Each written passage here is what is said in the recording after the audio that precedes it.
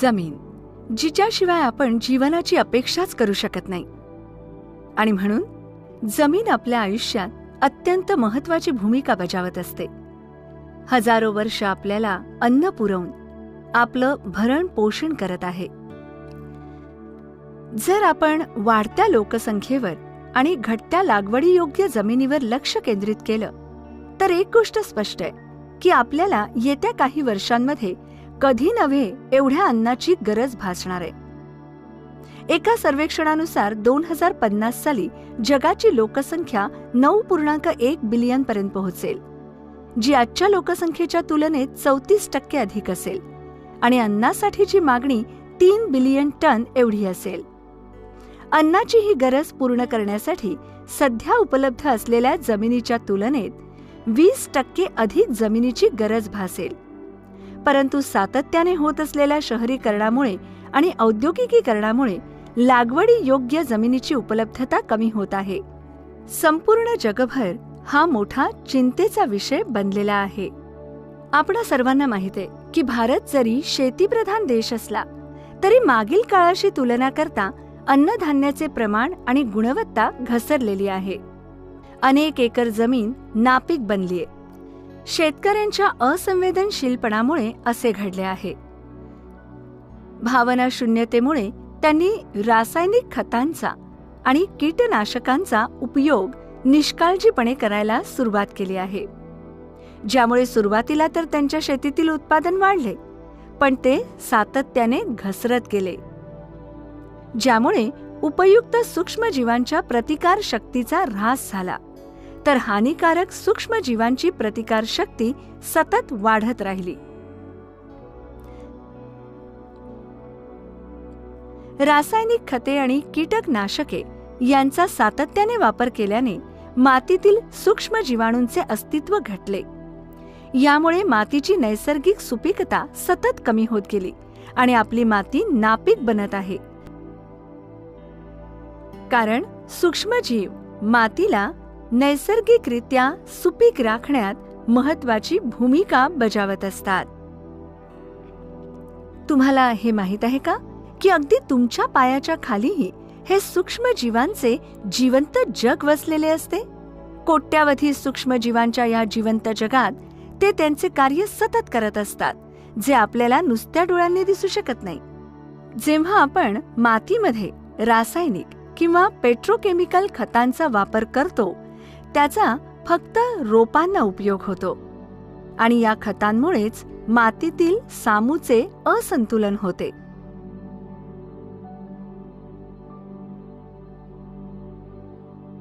रोपे योग्य पोषण होण्यापासून वंचित राहतात.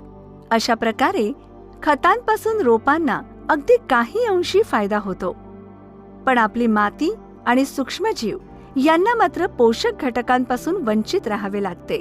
पण शेतकऱ्यांना या सूक्ष्मजीवांमुळे जे फायदे होऊ शकले असते ते मात्र त्यांना मिळत नाहीत.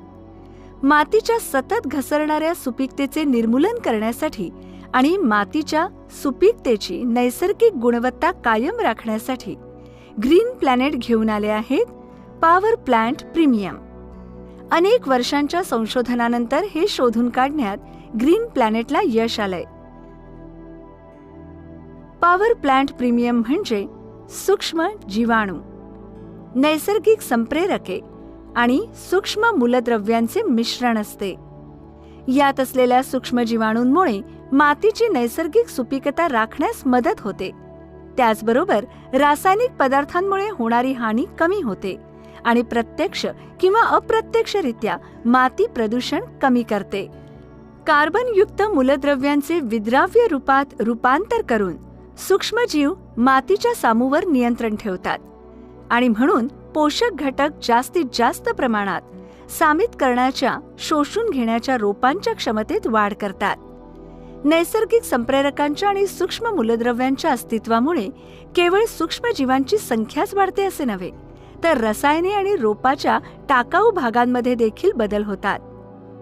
रोपे यांचा पुन्हा वापर सुरू करतात. परिणामस्वरूपी यामुळे पिकांचे उत्पादन आणि गुणवत्ता तर वाढतेच, पण खर्चही कमी होतो. होय, पॉवर प्लांट प्रीमियमचा वापर करून अनेक प्रकारचे उपयुक्त सूक्ष्मजीव तयार होत राहतात आणि त्यांच्याच माध्यमातून तुमच्या रोपांना एकूणच पोषक घटक मिळतात आणि ती निरोगी बनतात. परिणामस्वरूपी तुमच्या रोपांची प्रतिकारशक्ती वाढते आणि ती अनेक रोगांचा सामना करू शकतात. अखेरीस आपल्याला उत्तम गुणवत्ता असलेले उत्पादन अत्यंत कमी खर्चात मिळते. पॉवर प्लांट प्रीमियमचा वापर फक्त जमिनीची मशागत करण्यासाठी केला गेला पाहिजे. ते वापरण्यास अत्यंत सोपे आहे. 1 एकर जमिनीसाठी 1 लिटर पॉवर प्लांट चिखलात, कंपोस्टमध्ये, खतामध्ये किंवा मातीमध्ये मिसळा आणि संपूर्ण शेतात ते एकसारखे पसरा. पॉवर प्लांट प्रीमियमचा वापर नायट्रोकिंग, स्ट्रेस आउट आणि ब्लूम यांच्यासोबत केला जाऊ शकतो. जमीन जर आजारी असेल, तिला झाले असतील अनेक विकार, तर तिची मशागत करा प्रीमियमने आणि आनंदाने जगा, पैसा मिळवा चिक्कार.